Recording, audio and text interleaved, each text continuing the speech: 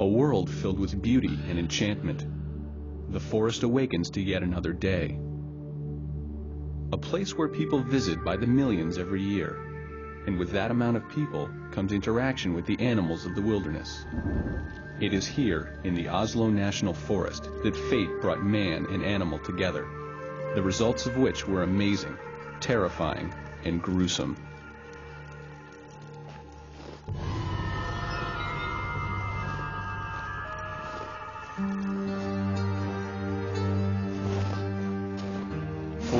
Lars van Vandermeer, an American of Norwegian descent, was in the habit of walking in the woods by himself. Having moved to Norway, he became a tour guide for the Oslo National Forest. Lars would take tourists on trails and point out the different herbs and berries indigenous to the area. On August 23, 1996, after a long day, Lars left work and headed home to his cabin.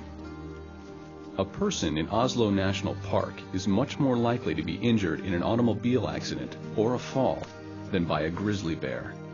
But not so in Lars' case.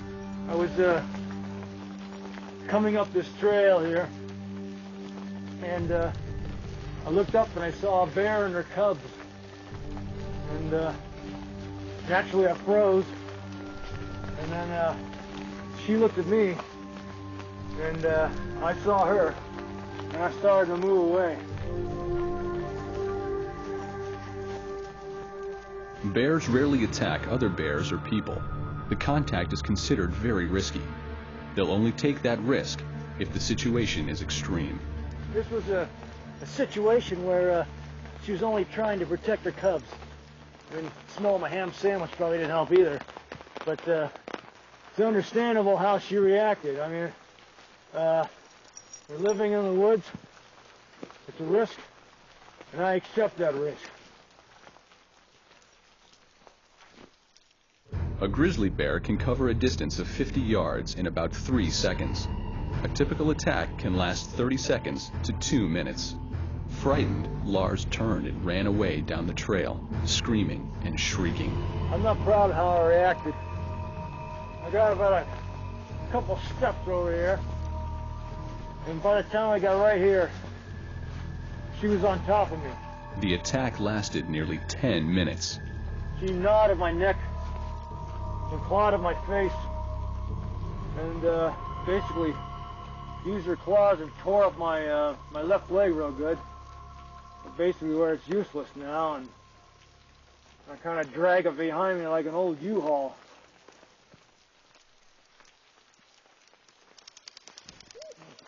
Skipper! Stay right here. They don't go anywhere.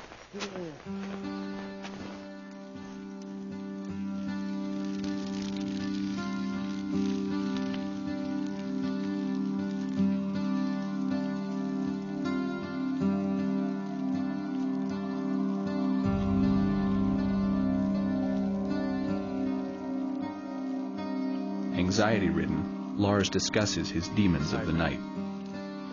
Yeah, I still have nightmares. Not just about that attack. If it was just that one attack, I could probably deal with that. But,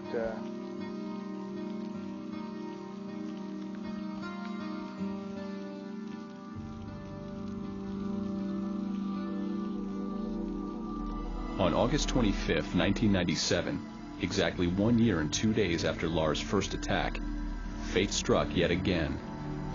It was afternoon, and I was on my way to renew my pain prescription.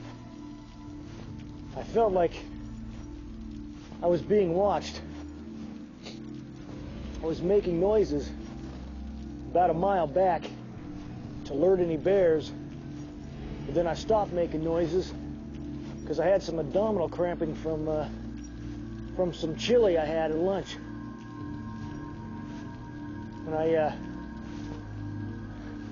When I got into this opening here, I glanced over and I saw a bear with her cubs. I knew it was the same bear that attacked me before because I recognized the markings. Cursed with evil, ironic luck and the strong smell of chili, Lars was again face to face with his former nemesis. Well, I tried to stay calm, not panic. Frightened, Lars turned and ran away into the opening, screaming and shrieking. I mean, I'm not proud of my reaction. I thought I'd learned my lesson, but I couldn't get very far because I was bent over with all the gas. This attack lasted nearly 15 minutes.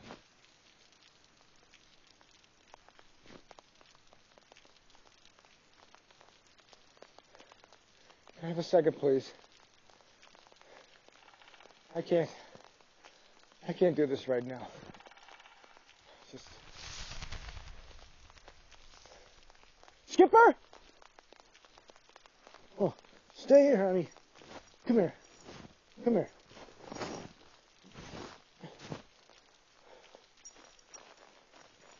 Come on.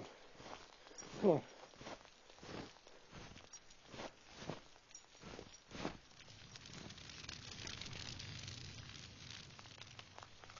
A student of natural remedies, Lars applies garlic, which he maintains is nature's antibiotic. So basically now I devote my life to teaching others about how to avoid bear encounters and attacks. I mean, take Skipper, for instance. A dog with a keen sense of smell can detect bears miles and miles away. They can be invaluable. They can actually save your life. They can warn you miles away about a bear coming within the vicinity, thus avoiding an encounter.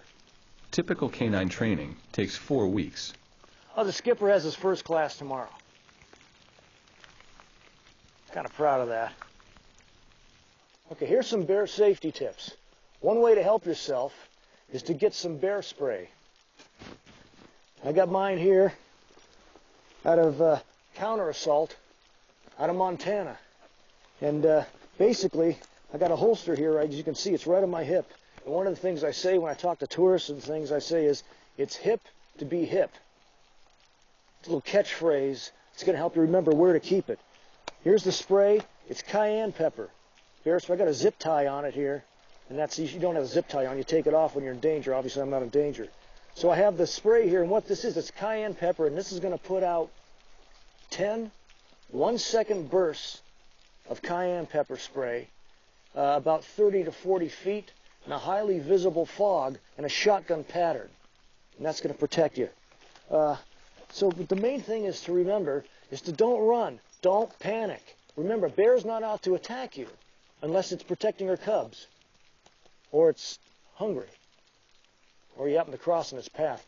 But the point is, don't run, don't panic, get your spray ready, make yourself big, stand your ground, and make yourself big. I'm going to show you how to do that. I got a cane, I got Skipper here, but I'm going to show you. Make yourself big. You bring your arm and you go, yo, bear! You do it, I'll do it again. Up like this, yo, bear! And that's how you do it. And as you can also Lars see, points out recent evidence of bears along the trail. some grizzly hair here. What he'll do is he'll turn his back and scratch himself against a tree, leaving this grizzly hair right there. Thus the genesis of the word grizzly. Oh, perfect. Yeah. Here's another perfect sign for you and clue along our trail. Right here is a log that's been ripped open. As you can see, it's been ripped open. And what the bear will do, he'll put his claws in there and just rip that open like that. And get the in there, get the larva, which is eat all that larva, which is rich in protein and fat. Oh, this is great. Over here is some what's called bear scat. Come here. Gee, out of the way here. You go ahead. Some bear scat. This bear scat is basically the feces, and it'll show you the bear's diet, what the bear's been eating, obviously, and how fresh it's been will tell you how soon or how recently the bear has inhabited this area. And, what is...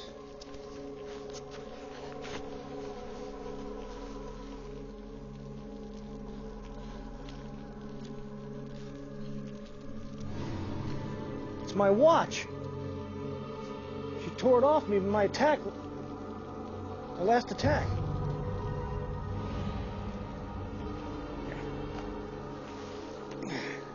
Oh. Skipper!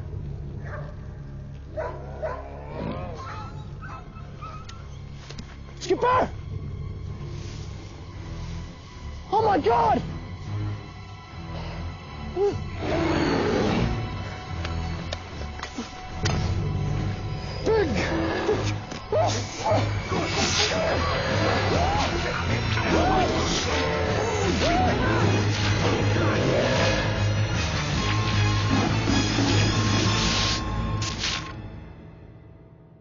In an astonishingly bizarre freak of nature, Lars van Vandermeer was attacked for the third time by the same bear.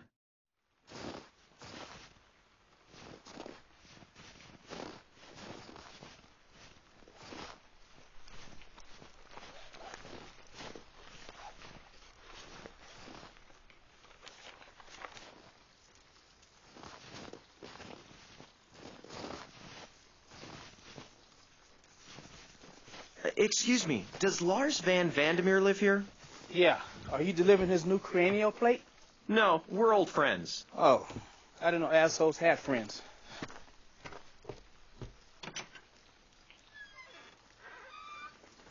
Well, at the time I was working at a temp service, and they asked me if I knew anybody had medical background. I told them, yeah, me. You know, at the time I needed work, so... But I didn't know old boy was all fucked up. Have you ever worked in the healthcare field before? No? Where's that? Living the existence of a penniless, limbless, haunted recluse, Lars is forced to live a life he describes as a paraplegic. God, that's too hot. Reluctant at first, Lars is finally convinced he must confront his nightmares by revisiting the location of his last attack.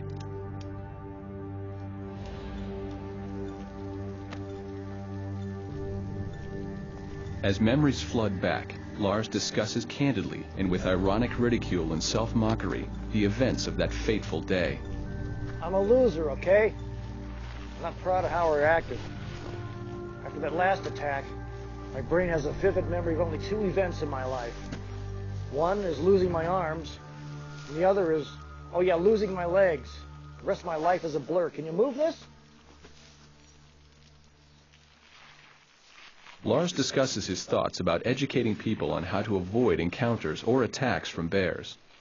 Screw them. Let them lose a couple limbs. That'll teach them. Let them lose half their intestines where they can't even eat a Cheeto without crapping in their shorts. This is about it right here. This right here. Satan had me on the ground right here. Basically made a buffet of all my limbs. Oh, look, a little cub. Huh? Oh.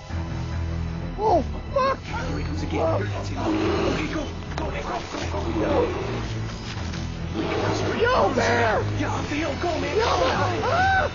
Yo! Wait, what about Lars? Forget about him. Just go. Come on.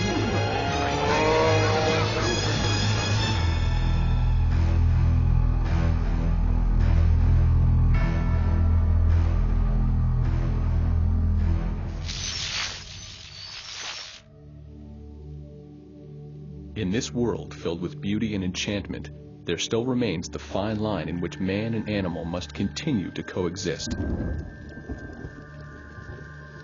This moving memorial tribute, built in the Oslo National Forest, has a plaque that reads, "In memory of Lars van Vandermeer and Skipper, who will forever be a part of this forest." And for Lars van Vandermeer, no truer words were ever spoken.